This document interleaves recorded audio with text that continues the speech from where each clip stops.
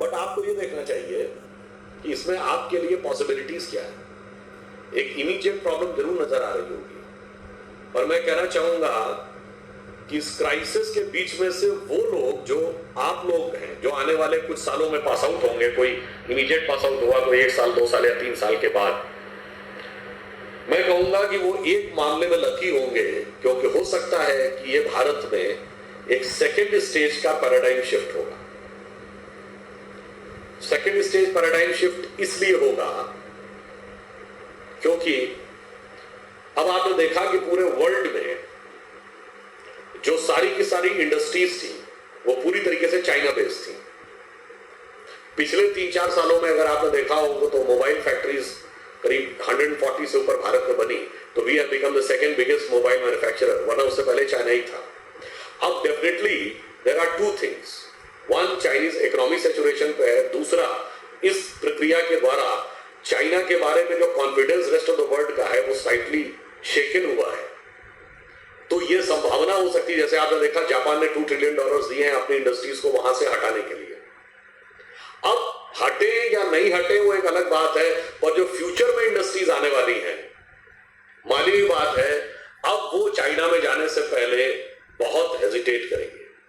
जब वो बहुत हेजिटेट करेंगे तो ये बात मानिए कि उनका ऑटोमेटिक नेक्स्ट डेस्टिनेशन इंडिया हो सकता है।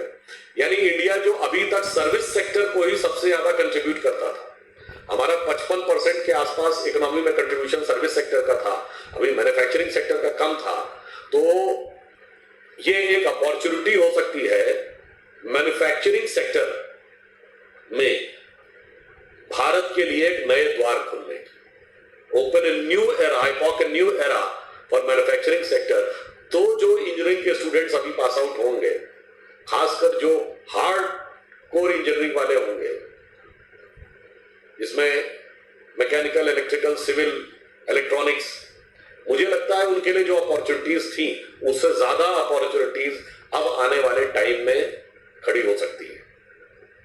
एक चीज और भी है, वर्ल्ड की इकोनॉमी में अब एक और बड़ा परिवर्तन आएगा। एक फैक्ट आप लोग और भी इस बात को समझ लीजिए कि एजुकेशन के पैटर्न में अगर ये क्राइसिस कुछ समय में सेटल भी हो गई तो इसका साइकोलॉजिकल और सोशल इंपैक्ट काफी लंबे समय तक रहने वाला है। इसका अर्थ क्या हुआ कि अब बिजनेस का जितना हिस्सा आईटी के माध्यम से होता था, अब वो पोर्शन बढ़ जाएगा, क्योंकि हो सकता है कि अब इंडस्ट्रीज भी इस बात की ओर ध्यान दें कि जो फिजिकल टच रहता था वो थोड़ा कम से कम रहे। तो जो आईटी, सॉफ्टवेयर, कंप्यूटर, ईसी, ये सारी जो ब्रांचेस हैं, इनके लिए भी मैं मानता हूं कि एक नई संभावनाएं खुलेंगी।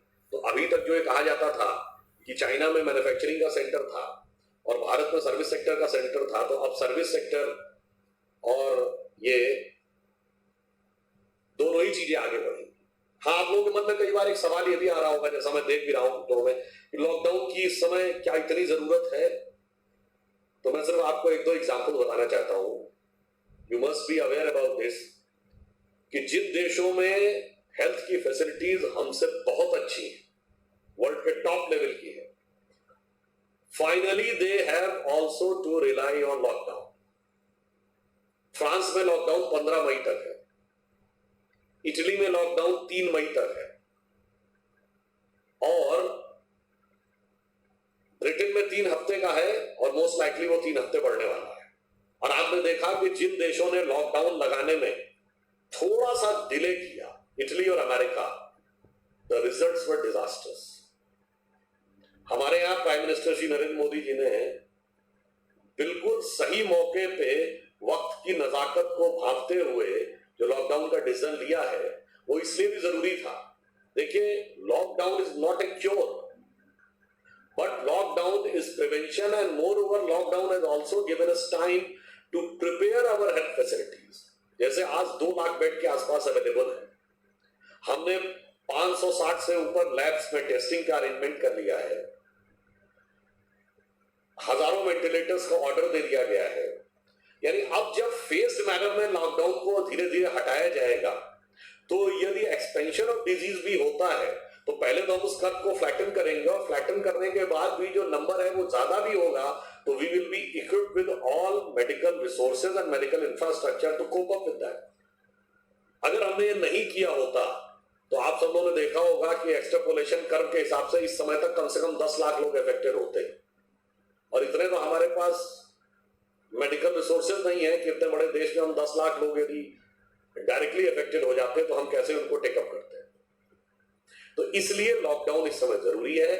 और आप ये भी मानिएगा कि 3 मई के बाद, लॉकडाउन 3 मई तक ही है, पर ऐसा नहीं होगा कि 3 मई के बाद आपको एकदम ऐसे बाहर आ जाना है जैसे इंडिया ने वर्ल्ड कप जीत लिया हो, ये सारे के सारे लोग सड़कों पे आ गए।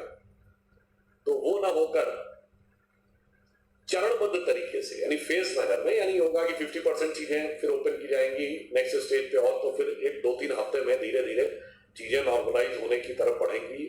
और जहां तक मेरी अपनी समझ है कि ट्रेन और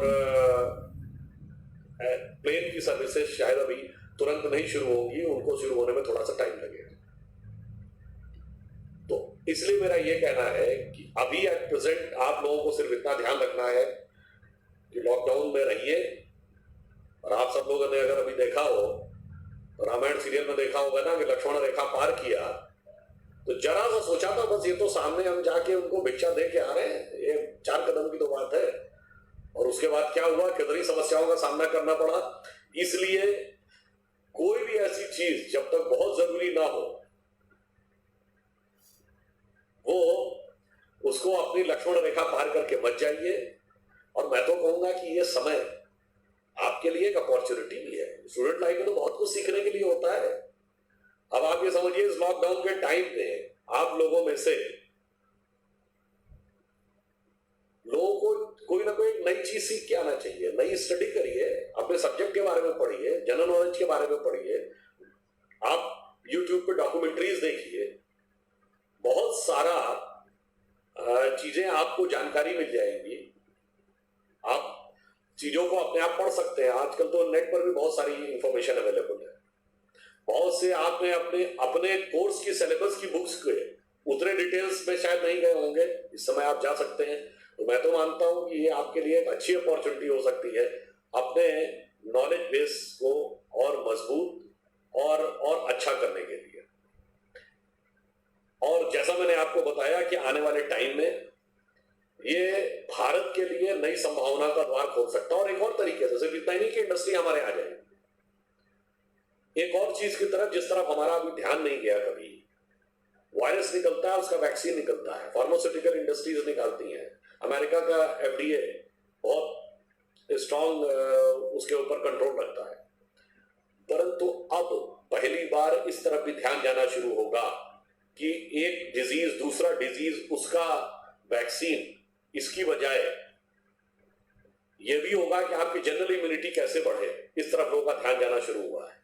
और उसके जो latent source of knowledge Bharat के ट्रेडिशनल विजडम में है, लाइक आयुर्वेद एक्सेट्रा, जिनकी आज तक कभी स्ट्रक्चर्ड रिसर्च और स्ट्रक्चर्ड क्लिनिकल रिसर्च नहीं की गई, पहली बार आयुष मंत्रालय ने भारत सरकार के उसमें स्ट्रक्चर्ड रिसर्च के लिए परमिशन दी है। और यदि हम लोगों ने क्लिनिकली आने वाले 2-3 वर्षों में कोई चीज प्रूव कर दी कि इन चीजों से बॉडी की इम्यूनिटी पर यह प्रभाव पड़ता है, जो मेरा विश्वास है कि 100% होगा ही, तो that will open another era of opportunities for India. इसलिए मेरा मानना है कि be it a core engineering subjects, be it heavy engineering subjects, be it a software technology subject, be it a medical science, Bharat में एक नई संभावनाएं उभर सकती हैं। और आप सभी लोग जो इस समय छात्र हैं, वो सारे के सारे लोग उन सारी संभावनाओं को प्रयोग करने वाले हो सकते हैं। मैं मानता हूं अगर आप लोग इस क्राइसिस को बहुत सही ढंग से आगे निकलने में सफल हो गए, तो भारत के विश्व में नई ऊंचाई पर आने का मार्ग निश्चित रूप से प्रशस्त होगा। मैं एक बिंदु मैं दोबारा रिपीट कर देना चाहता हूं, क्योंकि मैं देख रहा हूं कि बहुत से स्टूडेंट दोबारा एग्जाम्स वाली बात पूछ रहे हैं। मैं फिर रिपीट कर देना चाहता हूं, एग्जाम्स के बारे में डिसीजन इंडिविजुअल इंस्टीट्यूशंस नहीं ले सकते। जैसे क्लास 1 to 8 के बीच का डिसीजन गवर्नमेंट ने लिया, respective schools and colleges were not authorized to decide about the exams, तो उसी तरीके से एक पॉलिसी डिसीजन ही होगा which will be equally applicable to all the universities. और मैं as a member of Rajya Sabha education minister, HRD minister के touch में हूं, और मैं अपनी तरफ से पूरा प्रयास करूंगा कि आप लोगों के हित में, in the larger interest of the student fraternity, ये एक सही डिसीजन जल्दी हो।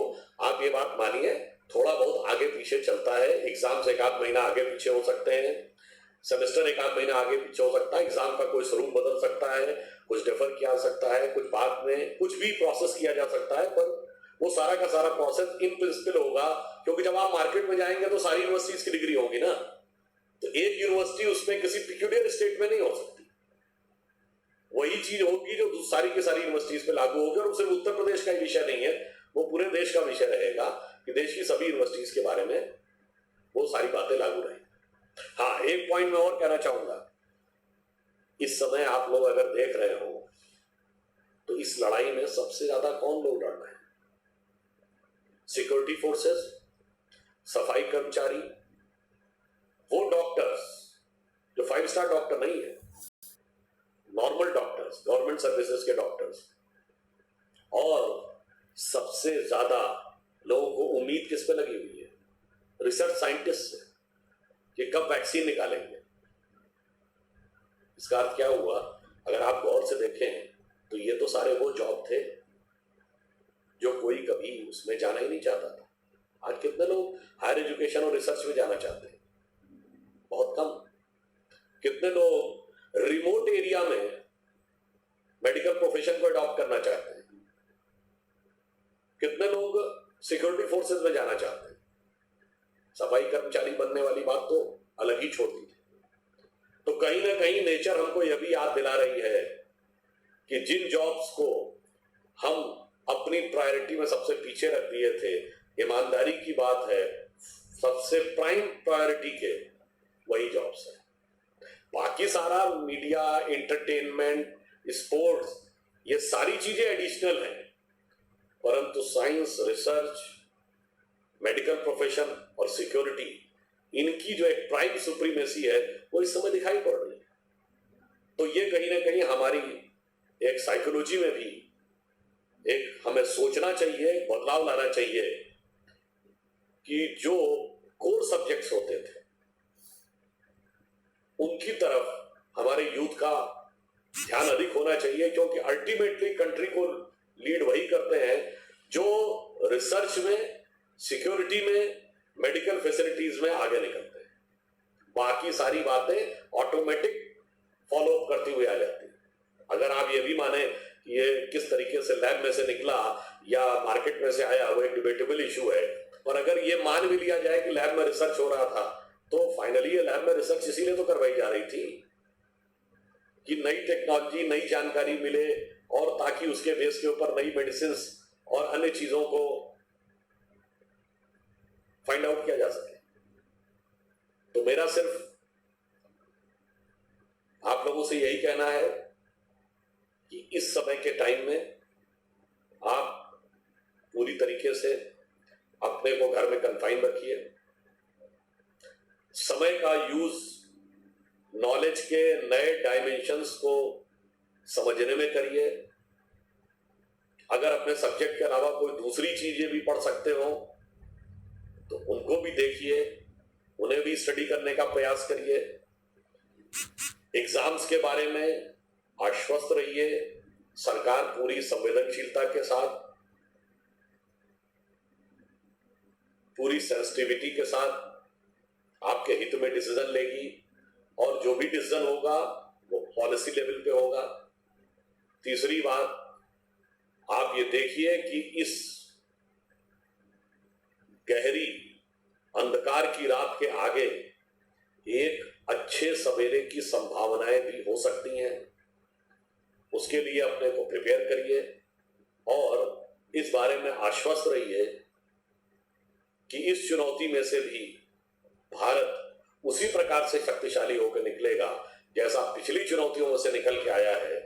मैं सिर्फ आपको याद दिलाना चाहता हूं सिर्फ हम, जैसे मैंने 90-91 की क्राइसिस का बताया, अमेरिका दुनिया के सुपर पावर कब बना था? 1930s की मंदी के बाद, जब 40% लोग बेरोजगार हो गए थे, जब फ्रैंकलिन डी रूजवेल्ट वहां के प्रेसिडेंट बने थे। तो आप यूं समझ लीजिए